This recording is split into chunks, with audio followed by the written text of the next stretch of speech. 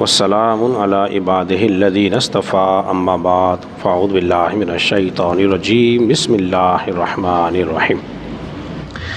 سامعین وقار، آپ حضرات درس سے حدیث سماعت کر رہے ہیں اور ریاض الصالحین سے آج ہماری حدیث نمبر جو ہے وہ 847 ہے۔ جو روایت آپ کے سامنے بیان کرنے لگا ہوں یہ بخاری شریف کی حدیث مبارکہ ہے۔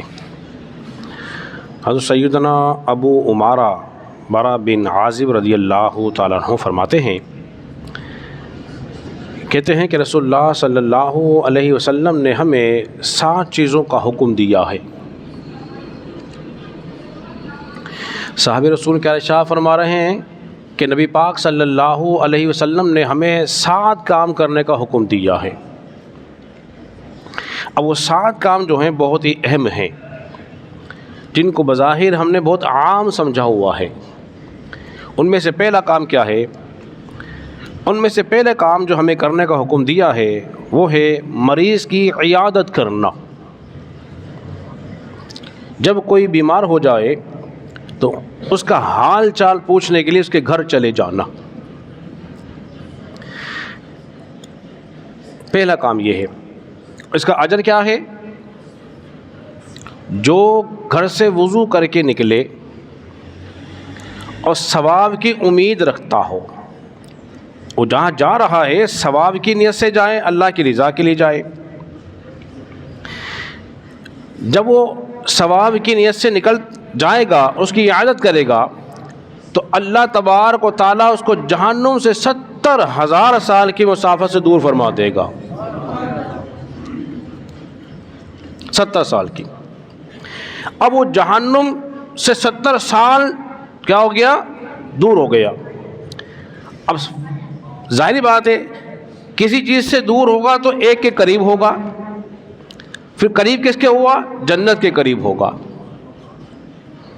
اسی طرح دوسری حدیث کے اندر موجود ہے کہ جو صبح کو جائے یا شام کو جائے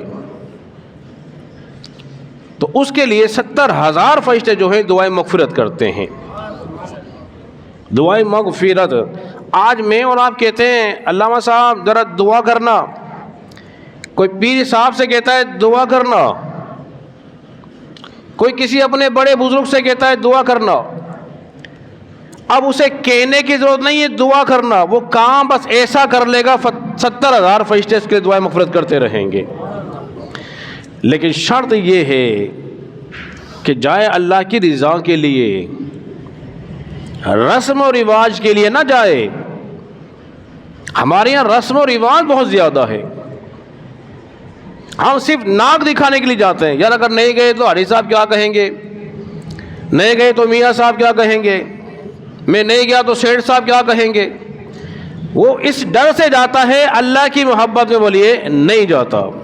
جب اللہ کی محبت میں جائے گا تو پھر یہ جو ثواب پائے گا۔ اور دوسرے نمبر پر ہے جنازوں میں شرکت کرنا یا جنازوں کے ساتھ جانا۔ آپ حضرات نے دیکھا ہوگا کہ لوگ جو ہیں، جنازہ کیا ہے؟ فرض کفایہ ہے، فرض نہیں ہے، فرض کفایہ ہے۔ اگر چند لوگوں نے بھی اگر پڑھ لی مل کر تو سب بری الذمہ، اس کو کہتے ہیں فرض کفایہ۔ وہ جو نماز نہیں پڑھتا وہ فرض کفایہ کے لیے بھاگ بھاگ کے جا رہا ہوتا ہے، یار میرے دوست کی ہے، یا میرے فلاں رشتہ دار کی ہے، یا میرے فلاں کی ہے۔ لیکن کیا ہی بہتر ہوتا کہ اسی شوق کے ساتھ وہ فرض نماز کے لیے بھاگ کر آتا۔ ایسا ہے کہ نہیں؟ اور پھر انتظار ہو رہا ہوتا ہے، مولوی صاحب فلاں صاحب آ رہے ہیں، کھڑے رہو بھائی فلاں صاحب آ رہے ہیں، بھائی کھڑے رہو بھائی۔ اب وہ موصوف چلتا ہوا آ رہا ہے بھاگا بھاگا، اور جنازہ لیٹ ہو رہا ہے۔ فرمایا جب جنازہ آ جائے تو اب تاخیر نہیں ہوگی۔ اگر کوئی امام صاحب عالم دین کہہ دے تو وہ لوگ اس سے برا مناتے ہیں، بھائی فلاں صاحب رہ گئے۔ بھائی یہ فرض کفایہ ہے، جس نے پڑھنی تھی وہ ٹائم پر آئے اور پھر نماز جنازہ پڑھے تو پھر ٹھیک ہے۔ لیکن وہ میں کہہ دوں ایک بات یہی دہرا رہا ہوں، رسم و رواج کے لیے نہیں آئے۔ لوگ کیا کہیں گے، یار اگر میں نہیں گیا تو مجھ سے خفا ہو جائے گا، مجھ سے ناراض ہو جائے گا، تو لوگوں کو راضی کرنے کے لیے پڑھ رہا ہے، کاش نماز جنازہ یا اور دیگر نیک عبادات رب کو راضی کے لیے کرتا تو کتنا ضرور ثواب ہوتا۔ تیسرے نمبر پر ہے چھینک کا جواب دینا۔ کسی کو چھینک آ جائے تو اس کا جواب دینا۔ جواب کیا ہوگا؟ یرحمک اللہ، جب اتنی زور سے کہے کہ دوسرا سن لے تو پھر یہ جواب دے گا۔ چوتھے نمبر پر ہے کمزور لوگوں کی مدد کرنا۔ کمزور لوگوں کی، جب بندہ اپنے کسی بھائی کی مدد کرتا رہتا ہے، اللہ تبارک و تعالیٰ بھی اس کی مدد کرتا رہتا ہے۔ آپ کی مدد ہوگی، مدد کرنا سیکھو، مشکل نہیں ہے، بس شروع کرنے کی ضرورت ہے۔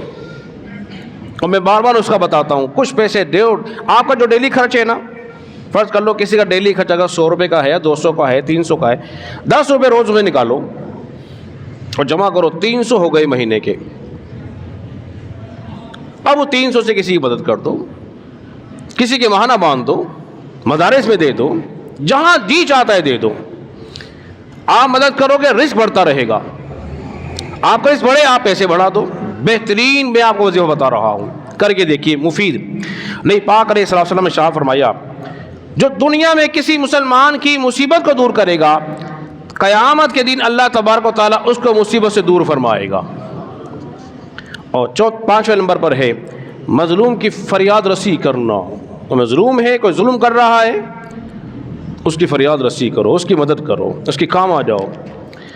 اور چھٹے نمبر پر ہے سلام کو عام کرنا۔ اس پہ میں مکمل درس دے چکا ہوں، جانتے ہو یا نہ جانتے ہو اس کو آپ نے سلام کرنا ہے، صرف جان بے جان نہیں، سلام کرنا ہے۔ اور سلام کر کے میں بار بار ایک جملہ کہتا ہوں، آپ نے اس کو سیو کر دینا ہے۔ سلام کا مطلب سلامتی، تحفظ۔ آپ نے کہا نا السلام علیکم ورحمۃ اللہ، تو مطلب یہ میرے بھائی اب تجھے کوئی تکلیف نہیں پہنچے گی مجھ سے، کیونکہ سلامتی میں نے بھیج دی ہے، اب تو محفوظ ہو گیا ہے۔ اس کے بعد ہے آخری 7ویں نمبر پہ، وہ ہے قسم کا پوری کرنا۔ جو کوئی قسم اٹھا لے تو اس کو چاہیے اس قسم کو پوری کرے۔ اگر یہ تمام باتیں جو بیان کی جا رہی ہیں اس پر عمل ہو جائے گا تو انشاءاللہ تعالی ہمیں بہت زیادہ اجر و ثواب ہمیں حاصل ہو جائے گا۔ اللہ رب العزت کی بارگاہ میں دعا کریں، خالق کائنات ہم سب کو سمجھنے اور عمل پیرا ہونے کی توفیق عطا فرمائے۔